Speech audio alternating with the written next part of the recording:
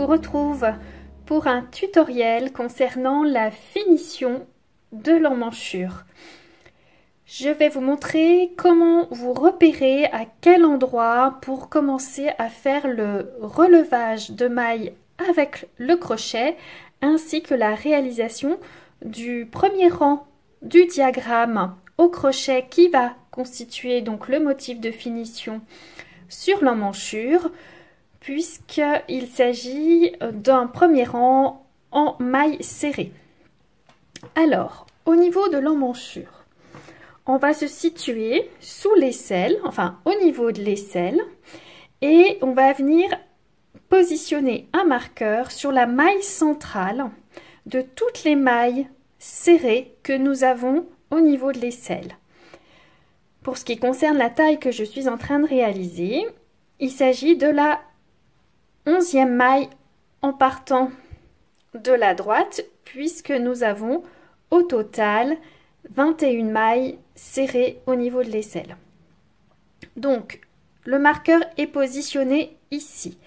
Et dans le patron, j'indique qu'il faut commencer à venir relever et réaliser une première maille serrée dans la 5e maille à partir de la maille centrale de l'aisselle.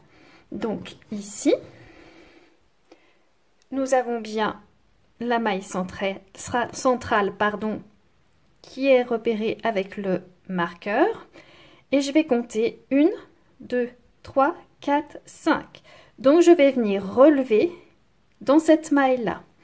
Puis, je vais venir relever dans chacune des mailles serrées, d'abord de l'aisselle, puis ensuite dans chacune des mailles lisières de l'emmanchure.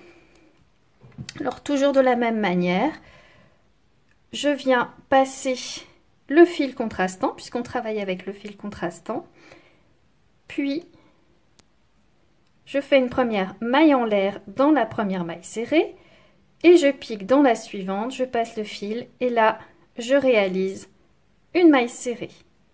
Je pique dans la suivante, je réalise une maille serrée. Et ainsi de suite, concernant les mailles serrées de l'aisselle. Voilà, la dernière. Et là, je vais attaquer, faire le relevage dans la première maille lisière de l'emmanchure.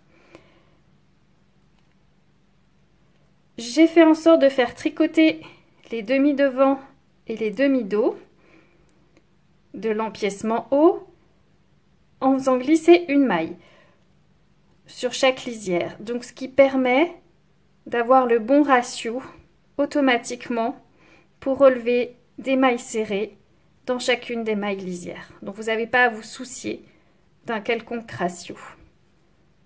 Voilà, et je continue comme ça, avec la même technique, en piquant et en faisant une maille serrée dans chaque maille lisière, tout le long de mon emmanchure, c'est-à-dire dos et devant, ou devant et dos, en fonction du côté que vous allez commencer à réaliser.